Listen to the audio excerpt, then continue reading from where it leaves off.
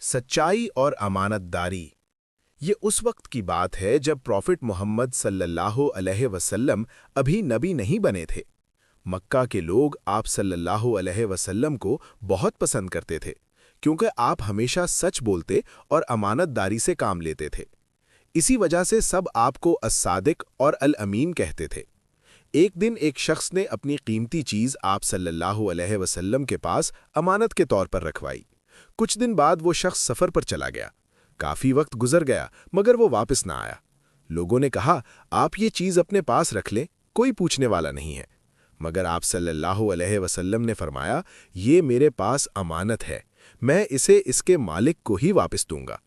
کچھ عرصے بعد وہ شخص واپس آیا اور اپنی امانت مانگی۔ آپ صلی اللہ علیہ وسلم نے فوراً اس کی چیز واپس کر دی۔ وہ شخص بہت متاثر ہوا اور کہنے لگا آپ واقعی سچے اور امانت دار ہیں۔ یہ دیکھ کر لوگوں کا اعتماد آپ صلی اللہ علیہ وسلم پر اور بھی بڑھ گیا۔ سبق: ہمیں ہمیشہ سچ بولنا چاہیے اور امانت داری سے کام لینا چاہیے کیونکہ یہی اچھے انسان کی پہچان ہے۔